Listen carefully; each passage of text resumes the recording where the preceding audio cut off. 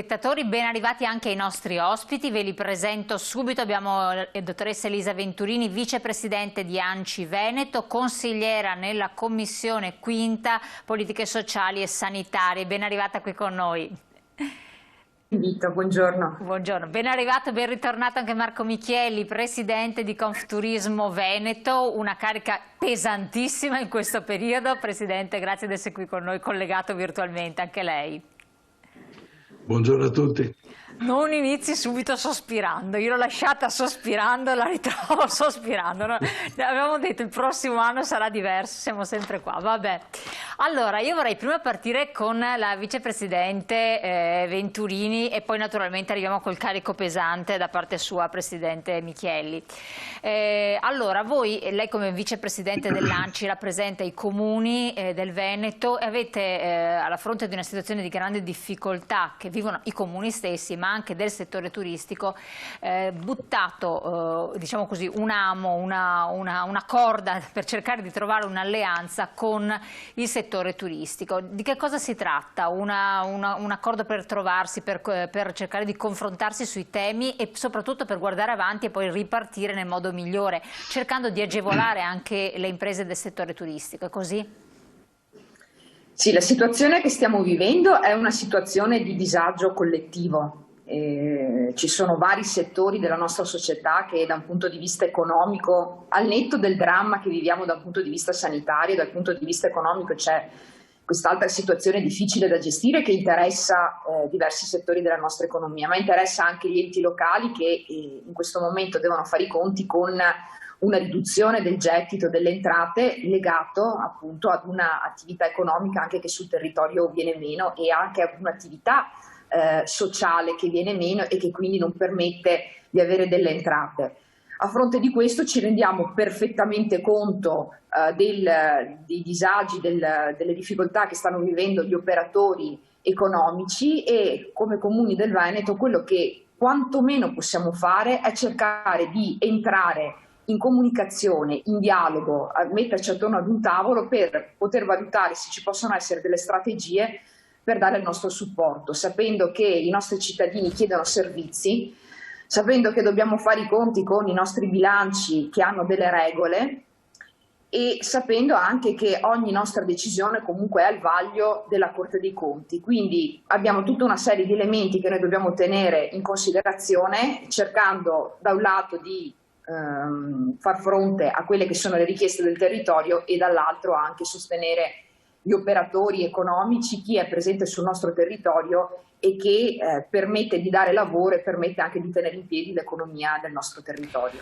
Ecco, la tassa di soggiorno, vabbè, lei è stata anche sindaco in un comune, Casastrugo, dove non credo ci fosse la tassa di soggiorno in sé per sé, ma per i comuni che ne facevano conto in modo abbondante, che impatto aveva nelle amministrazioni comunali, quindi non averla in questo periodo, quanto va a gravare nelle casse comunali e quindi quanto può anche influire in meno in un'eventuale riduzione della Tari, dell'IMU, di tutto quello che compete insomma ai comuni stessi che potrebbero fare per, non so, gli albergatori o altre categorie produttive? Allora, è una voce importante dei bilanci dei comuni che hanno nel loro territorio una componente turistica forte, una voce che poi viene impiegata dagli amministratori per una serie di ambiti che dopo loro ritengono opportuni in base alle necessità che ha quel territorio. È evidente che ci vuole un accordo anche con i soggetti che in quel territorio in qualche modo garantiscono quella tassa. È altrettanto vero che poi bisogna cercare sempre di far quadrare il bilancio comunale. È evidente che con una situazione di crisi come questa chi nel proprio bilancio aveva come voce costante l'entrata legata alla tassa di soggiorno e vederla così diminuire d'emblée diventa difficile riuscire a far quadrare il bilancio. Ed ecco che le richieste che sono state inoltrate in questi mesi al governo sono state proprio poste per cercare di in qualche modo sostenere i nostri bilanci e continuare a dare quei servizi che abbiamo sempre garantito in questi anni. La difficoltà è proprio questa. Riuscire ad avere perlomeno in questa fase critica, perché sicuramente tra qualche mese, io spero non si parli di anni, la situazione potrà ritornare alla normalità, però dobbiamo arrivarci a quella normalità e quindi dobbiamo avere tutti quei presupposti e quei supporti che permettono di attraversare questo periodo particolarmente difficile. La nostra interlocuzione anche continua con il governo è proprio finalizzata anche a questo, cioè nel riuscire a trovare quelle risorse che permettono in questa fase di avere perlomeno quei sostegni che ci danno forza. Presidente Micheli, alla luce di quanto ha detto la vicepresidente dell'ANCI, qual è la vostra posizione e come vedete i mesi futuri? Perché guardandoli i virologi, epidemiologi, che dir si voglia, la campagna è molto lunga, no? Non sembra che sì, forse avremo una pausa estiva, poi se i vaccini ritardano come stanno ritardando e comunque tutta la situazione si protrarrà per moltissimo tempo. Parafrasando Mao, grande la confusione sotto il cielo, ma la situazione non è ottimale, come diceva invece lui. La confusione è la cosa che ci preoccupa in questa fase più di tutti. Arrivati i vaccini 15-20 giorni fa, cos'era un mese fa, piano di vaccinazione, vaccineremo metà degli italiani per giugno, faremo questo, faremo quello. Adesso polemica di questi giorni, non voglio girare il coltello nelle piaghe aperte del governo, però pare che, da quel che si legge, la vaccinazione della popolazione italiana avverrà entro il 2022 e questo sinceramente è inaccettabile, primo per la popolazione italiana, poi ovviamente per il nostro settore che è quello riconosciuto finalmente unanimemente come il più colpito in assoluto dal virus.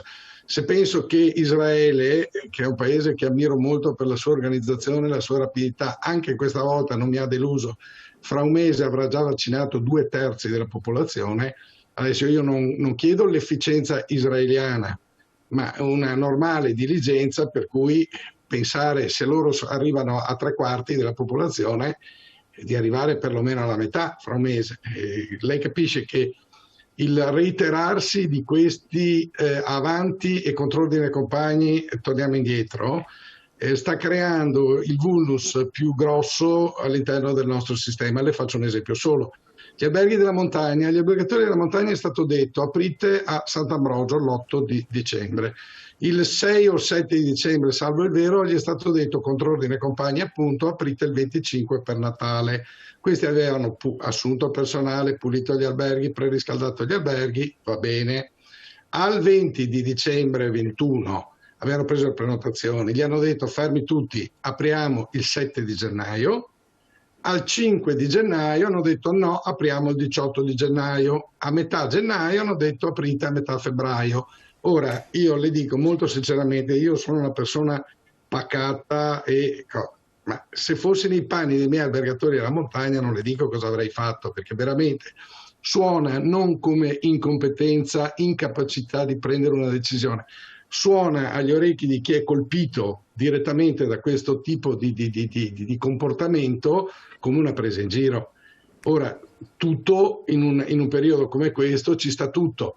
Io capisco le difficoltà del Premier e capisco le difficoltà del Ministro della Salute, non vorrei essere nei loro panni, però fatto punto fermo qui, nessuno non gliel'ha ordinato il medico di fare il Premier e di fare il Ministro della Sanità, si dessero una regolata e una mossa e mettessero un po' d'ordine soprattutto in quel comitato tecnico-scientifico dal quale sembra esserci l'origine dei continui avanti e indietro, cioè quest'estate sembrava sparito il virus, il messaggio che abbiamo dato è sparito il virus, ci siamo ricontagiati sulla base di questo errato input. Io sinceramente avrei preferito una soluzione draconiana del tipo state chiusi 4 mesi come hanno fatto i cinesi, adesso i cinesi è di ieri che vediamo le foto dei ragazzi in discoteca senza mascherina, legittimamente perché il governo consente. Allora, questo continuo avanti e indietro, questo cercare di accontentare Tizio, cercare di accontentare Caio, alla fine scontenta tutti, ma soprattutto fa fallire le aziende, perché adesso, signori, è un anno secco che tutte le aziende italiane, quelle di Venezia purtroppo 1 anno e 3 mesi, non stanno incassando un euro. e nessun settore economico è in grado di sopravvivere a un anno senza incassi e coi costi che comunque magari ridotti perché si cerca ma comunque continuano a correre. Sì. Quindi, prego. Chiaro, no, chiaro. Dopo vorrei sentire da lei i ristori eventuali, cassa integrazione come stanno andando, perché abbiamo notizie un po', vabbè, dopo me lo dice. Volevo chiedere che commentasse quanto lei ha detto la consigliera regionale, la vicepresidente dell'ANCI, Elisa.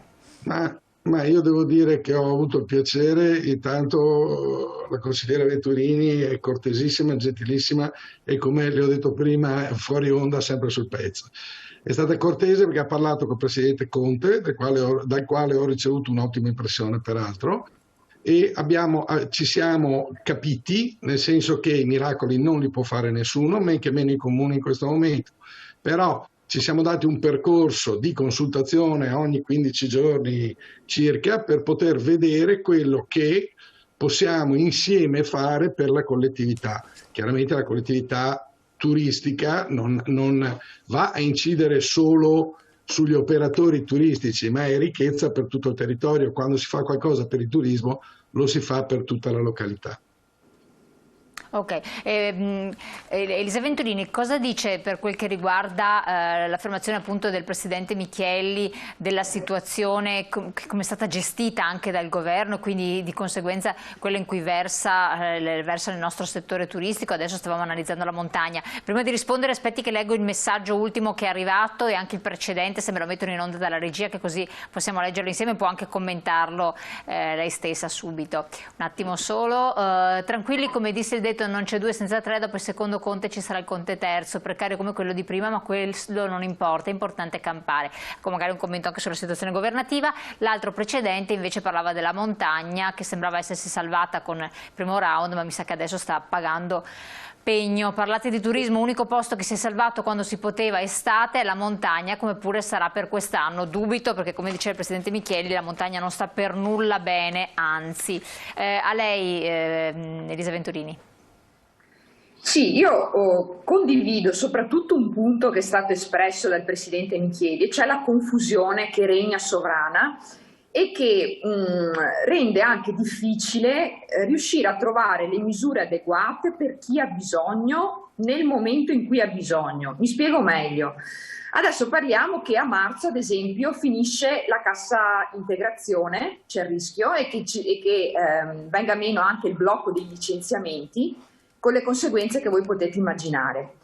Ora, leggevo sul giornale che a breve ci deve essere un incontro tra il ministro Patuanelli, tra la ministra Catalfo del lavoro, con il presidente Conte, per capire che misure adottare per cercare di far fronte a questa situazione, per prolungare le misure, per continuare col blocco dei licenziamenti e adottare delle misure che siano generalizzate. In realtà noi abbiamo dei settori della nostra economia che stanno tenendo. Ci sono dei settori come quello turistico che hanno un bisogno estremo di aiuto.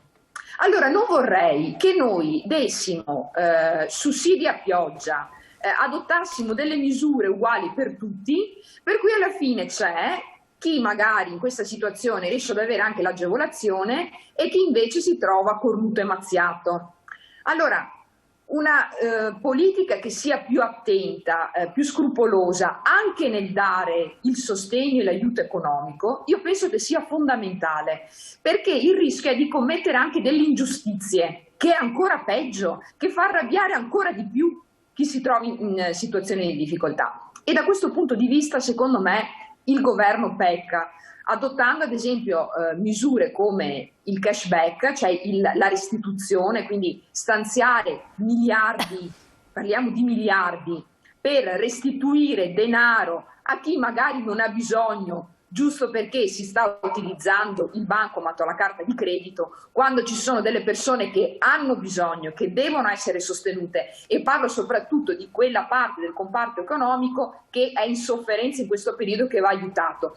Voi capite che c'è un tipo di politica che tende ad essere assistenzialistica e generalizzata, senza tener conto del disagio effettivo di chi ha bisogno e dell'economia che deve essere sostenuta. Perché dare un sostegno al turismo non è dare dei sussidi fine a se stessi, è aiutare una parte della nostra economia, perché quando si ripartirà si ripartirà bene, però noi dobbiamo arrivare a quel momento che i nostri operatori ci sono ancora, perché il rischio è che vengano spazzati via. È questo che mi fa paura di questo governo, è il fatto che in questi giorni non si stia parlando di recovery fund, cioè di questi 209 miliardi che dovrebbero dare un aiuto alla nostra economia, e noi non sappiamo chi li dovrà gestire, come dovranno essere gestiti, e il tempo sta passando. Questa è la mia grandissima preoccupazione. Dopodiché i piano vaccinali, allora qui c'è una questione di fondo. Sicuramente, come ha detto il dottor Palù, gli acquisti dei vaccini non potevano essere fatti dai singoli stati, doveva essere l'Unione Europea a farlo, perché sennò voi immaginate l'Italia che si mette a contrattare con le società farmaceutiche americane, insomma non me la vedo. Ci ritroviamo in grande difficoltà comunque adesso con l'Europa, con i tagli che ci sono dei vaccini.